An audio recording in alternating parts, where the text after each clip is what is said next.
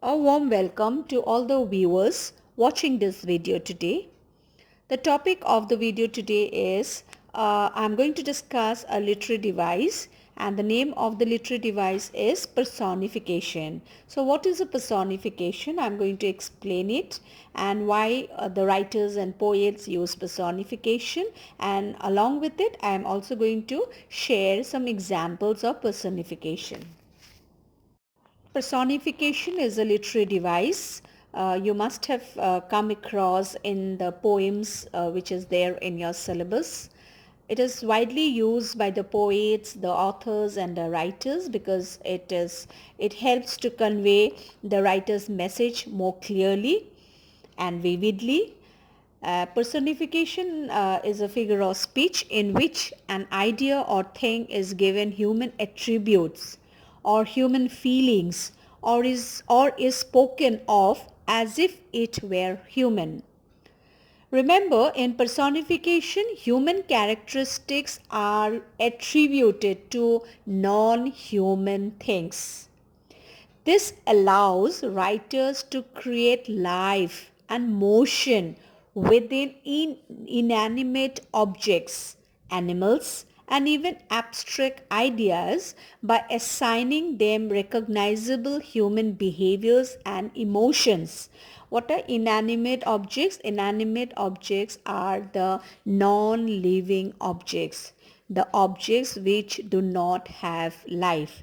So in personification, non-living things, animals, or even sometimes abstract ideas. What are abstract ideas? Abstract ideas are the ideas which you can only imagine, okay, which does not exist in reality. So these kind of things are given human characteristics as if they are human. They are treated as human. They are given life to, the writers, the poets, the authors give life to inanimate object. It is spoken of as if they have human characteristics, okay, human behavior, human emotions, human feelings. So any human characteristics that is given to non-living things is called personification. So personification is when you give an animal or object qualities or abilities that only a human can have. This creative literary tool adds interest and fun to poems or stories. Personification is what writers use to bring non-human things to life. Okay, so that it helps us to understand better, and it also helps us to understand the writer's message in a better way. Sometimes the sun smiles, the wind whispers to the trees, and the shadows of the leaves dance in the wind. Do you think the sun can smile, the wind whisper to the trees, or do you think the shadows of the leaves can dance? They can't, isn't it? Because they are they do not have they are not human beings. So these are the sun, the wind and the leaves are given human characteristics. So although literally the sun cannot smile, the leaves cannot dance without legs, and the wind cannot whisper because it doesn't have a mouth, we are applying human characteristics to these to describe a scene. So when we talk about non-human things as if they were human, we personify them. Personification is a kind of literary device in which you describe an inanimate object, abstract thing, or non-human animal in human terms.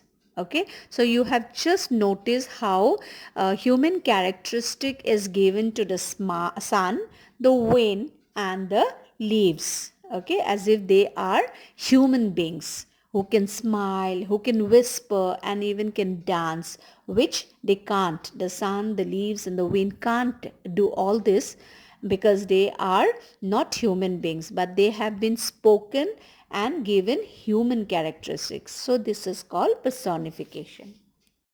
Now I'm going to share with you some everyday examples of personification that you will hear people say or see in a book when you read a book. Okay? Each example shows an object exhibiting a human character trait. Lightning dance across the sky. So lightning cannot dance. Okay? It cannot dance across the sky. So here lightning has been given human characteristics. The wind howled in the night. Wind doesn't have voice. It can howl. So here again it has been given human characteristics. Rita heard the last piece of pie calling her name. A pie is a non-living thing. It's a eatable. Okay, so a pie cannot call anybody by the name. So it has been again the pie has been given a human characteristics here. My alarm clock yells at me. What is the meaning of yells? It means shout. So my alarm clock yells at me to get out of bed every morning. Can an alarm clock yell? It can't, isn't it? Because it cannot speak. But then it has been given human characteristics here. So there is a personification here. My house is a friend who protects me. How can a house be a friend? A friend could be your friend is always a living being, isn't it? But here the house has been personified by giving human characteristic. The house has been called as a friend. The moon played hide and seek with the clouds. The moon is not a child to play hide and seek, isn't it? So here again the moon is playing hide and seek with the clouds. So how is it possible, isn't it? So here again there is use of personification. The approaching car's headlights winked at me. How can a car's headlight wink at you? Okay, only human beings wink. I am sure you know what is to wink. Wink is to open and close your eyes is called wink. So car headlight cannot do that, right? So here again there is the use of personification. The camera loves her since she is so pretty. How can a camera love her, isn't it? A camera is a non-living object. It is an inanimate object. So an inanimate object cannot love somebody. Fine. So this is the use of personification. The camera has been personified here. The stairs groaned as we walked on them. How can the stairs groan? Okay, groan means to make a sound. Okay, loud. It's kind of, roaring.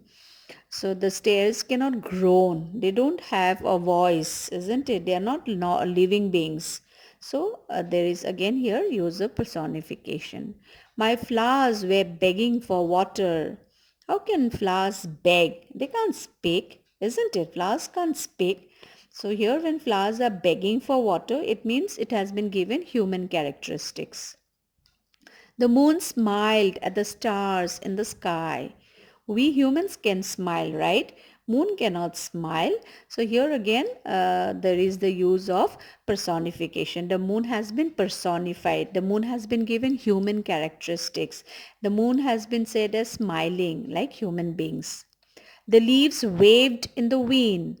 How can the leaves wave? We wave at people, isn't it? But how can the leaves wave? So there is again the use of personification here. The leaves have been personified. Time flies when you are having fun. How can time fly, right? It doesn't have wings to fly.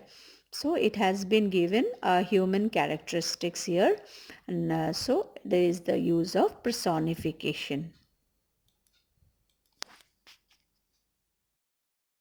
Here are some more examples of personification that may be found in everyday expression. I like onions, but they don't like me. Okay, how can onions like or dislike somebody, isn't it? Onions doesn't have feelings. They don't have any kind of emotions because it's a non-living thing, right? So here the onions have been personified, given human characteristics. It has been said that onions have emotions and feelings to like or hate somebody. So this is again user personification. My phone is not cooperating with me today. How can a phone cooperate with you? Isn't it? A phone is a non-living thing. It does not have life. Okay. I wanted to get money, but the ATM died. How can a ATM die? ATM is a object, isn't it? It is a non-living thing. ATMs cannot die. Only humans can die. Humans, since humans are mortals, humans die. Those who are born will die. So the ATM cannot die. It's not a human being. So here again, ATM has been given human characteristics. So it's a personification here. The sunflowers hung their heads. How can sunflowers hang their heads, isn't it? So that's again the user personification here. The school bell called us from outside. The school bell is a non-living thing, right? It is an inanimate object. So the school bell cannot call. We humans can call. We have those voice. We can call. So the school bell has been given human characteristics of calling the people from outside. The cupboard groans when you open it. So the cupboard again is made of wood or plastic or whatever material it is, but then it is after all a non-living thing. It's an inanimate object. So a cupboard cannot groan. We humans can groan. Okay, so again there is the use of personification here, where the cupboard has been given human characteristics. Can you see that star winking at you? So the star cannot wink at you, right? It's a non-living object. It cannot wink. Its star is all you see in the sky, right? So it has again been given the human characteristics, human ability. Human can smile. Human can wink. Human can speak. Human can groan. Human can call. Okay, humans die. Humans do not cooperate. Humans may like or dislike. So all these are human characteristics. But here what we are talking about, these are all non-living things. These are all inanimate objects. But they have been spoken as if they are like human beings. Okay, giving human characteristics to these non-living things. So here we see the use of personification. So dear friends, I'm sure you are now very much clear with what is a personification and how to find out a personification. So whenever you see, remember, whenever you come across any non-living things which are given human characteristics, just remember that it is a personification. So whenever you go through any poem in the exam, you are asked to identify personification. So I'm sure you will be able to do it very easily since you have understood it very well. So that's all for today. I'll be back again with another topic very soon. Until then, keep smiling, keep watching my videos, and also please do not forget to subscribe. Thank you.